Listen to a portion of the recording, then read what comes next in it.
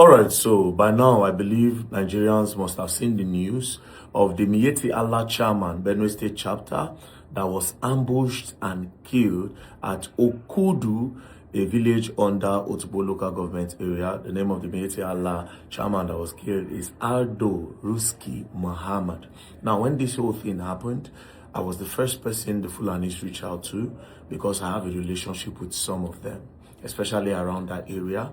You know, when some things happen, they reach out to me to say, okay, there'll be a problem here, there might be conflict. So very dark man, please do well. And I do my own bidding by contacting security operatives to make sure they calm everything down. On that Friday, as you can see, this is the first message they sent to me. Sir, we need to talk. Serious fight between Fulani and Benue people, and Benue people is about to happen. This message was sent to me around 6:56 p.m. right? And immediately, I just went straight and I called the security operative. Of course, they didn't know what was happening, and I told them, oh, you have to move into Benue, else there might be a reprisal attack and there will be a lot of bloodshed. So the first thing was to stop that from happening, which... So I've alerted now, and they'll go after the people that killed the Miyetti Allah leader so that they can stop the killing. I don't know why they will go and do that. These people cause a lot of problems. Why would you go and do that when you know that there will be reprisal? You understand why? Please, I'll get back to you. Please, I beg, just help me, please. Successfully happened thanks to the security operative that stepped in. Now, why am I coming online with this?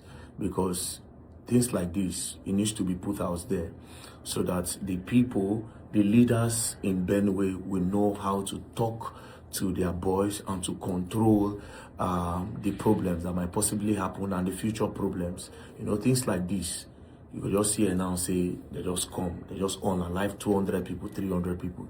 Things like this is usually the genesis of the problem. Now, what happened to this man? Before this thing happened, this man was unalive on the 26th. That was when they ambushed him at Okudu and they unalived him. Before this, on the 11th of June 2026, his first son Idris, and some of his friends, they were going to the car park. They were traveling to Onitsha. They were going to the car park, and then they were like 4 on the bike. Then some people stopped them. And they stopped them and they said, they were raising hands to stop them. So he told the driver that somebody is stopping you. What if there's danger ahead? Stop the bike. So they stopped the bike. And when they stopped the bike, unfortunately for them, they were ambushed. They were beaten mercilessly. And as a result of that, one of them actually lost his life. Yeah, I think he lost his life as a result of that. So when the whole thing happened, this Miyetti Allah chairman that was unalive, he was not even in the vicinity. Him stays inside Makurdi town. So his son called him and said, Dad, look at what happened. So that was why he now put a call across. Then the local government chairman now called for a meeting. He called for a meeting. They went there for the meeting. They apologized that they were going to fish out the boys that ambushed them.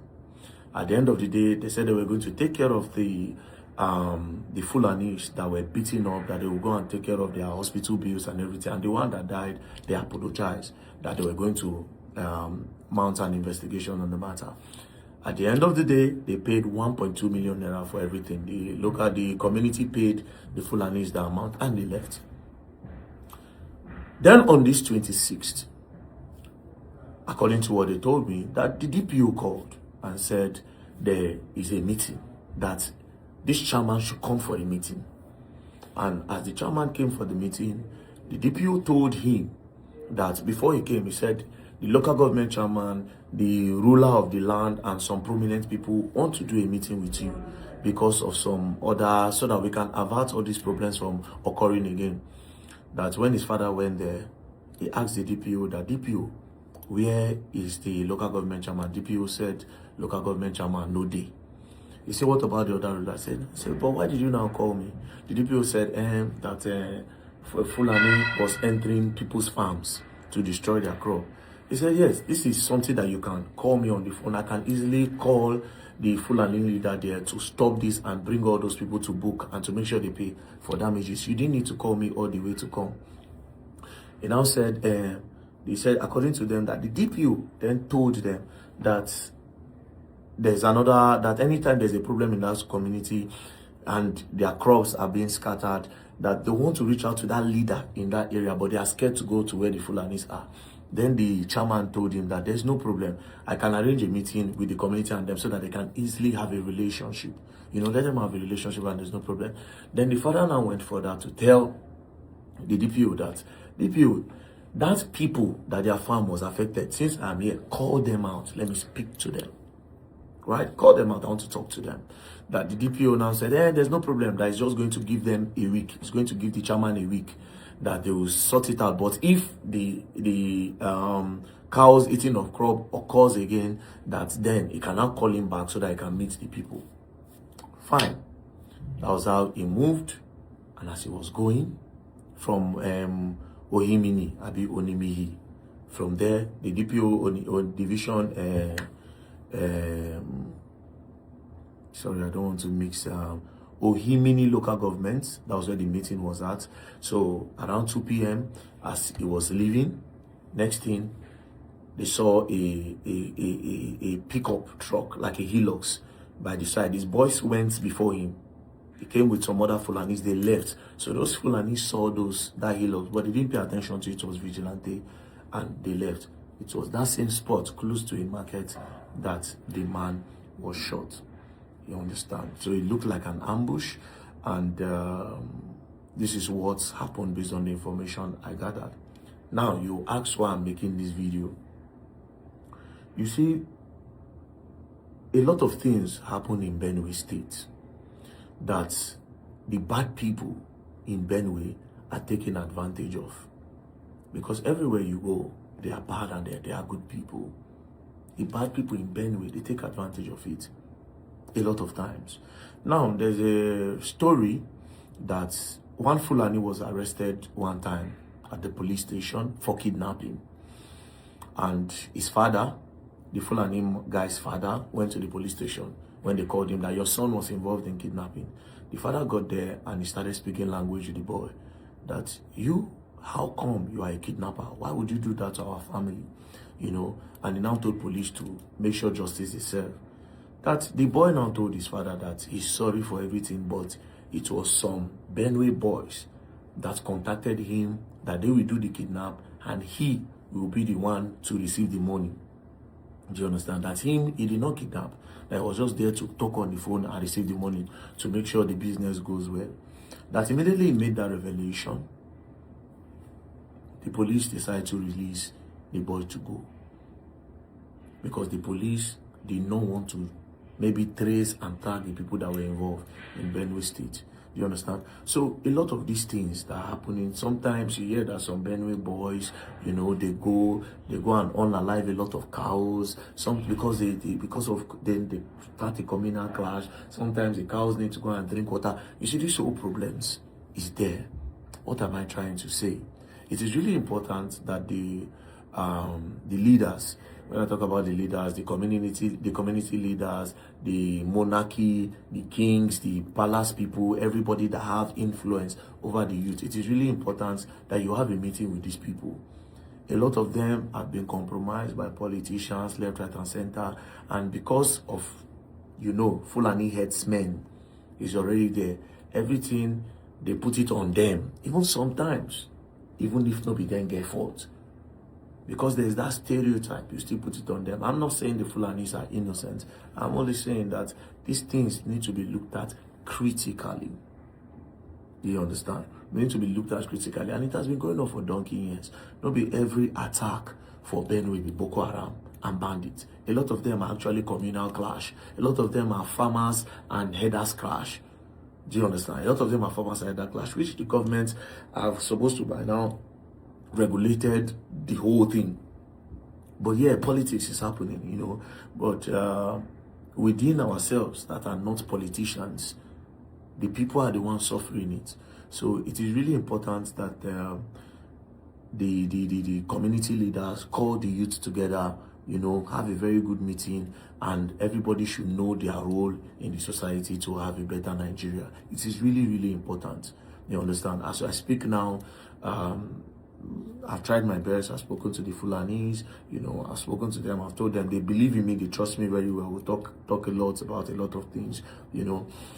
I've spoken to them. They said, yes, police have made some arrests. You know, he even appreciated me. He said, oh, thank you very much that the police have made some arrests. You know, at least that's going to calm the tension down, you know, because at the end of the day, this is a very prominent leader, a Miyetti Allah chairman. And I've heard the man speak before. I've heard that man speak before. Like this is a video. Kuma har yanzu ba wani mataki wanda gwamnati ya dauka. Kuma a ce mu Fulani in mun tashi za mu yi ma in mun ga abin da ya fi kafin mu in mu yi report ba a dauka ba in Fulani kaɗan sun ce su ba su yadda ba in sun je sun taɓa waɗansu mutane kaɗan a ce wai dukkan mu Fulani wai ta'addan ne. Mutanen wanda suke tare mu suna kace mu su ba ta'adda ba ne. Yanzu akwai Fulani wanda zai iya kace ya duki mutum ya ɗauki mutane ya kai su police station ya je aje su kawai ya tafi ya bi su har ɗaya ranci ya risu har ɗaya don azaba duka da takawa ya kawo mutuwanci kuma a bashi a wajen a gaban ɗan sanda. Kuma a ce Najeriya ana so mu zauna lafiya, kuma a ce Najeriya wai kar wani ya ɗauka doka a hannunci. In ba a so wani ya ɗauka doka a hannunci to hukuma su tashi su yi aiki. Wallahi in ba su yin aiki ba abin da zai hana mu ɗauka doka a hannunmu. Ba abin da zai hana mu, sai dai ai abin da za a yi mamu. In za a zo a kace mu ko a zo a kama mu sai dai a kama mu. Wallahi in hukuma ba sa ɗauka su kama mutane wanda suka yi mamu, mu ba za mu yadda ba. Rai ne, kowane rai kowa yana so dan uwanci kuma kowa yana so yaro shi. Kuma rai guda ɗaya ne, ran da aka cire maka rai an cire maka rai kenan. Sai dai in akwai wani wanda zai gaje ka, in baka da wanda zai gaje ka kuma ka tafi kenan. Saboda haka na yi wannan magana ya shiga kunnen chairman na local government, ya kira DPO, kuma zan ɗauka mataki na hukuma, zan kai ƙara kuma zan yi daidai abinda hukuma yana so a yi. Amma in mutanen nan ba su tashi ba, in mutanen nan Allah ya sa su ne ajalinsu kuma ba a kama kowa ba, to mu ba wawaye na bane, mu ma muna son ran. Abinda zan faɗa kenan, magana wanda zan faɗa, Allah sa magana na ya shiga kullum ciyaman.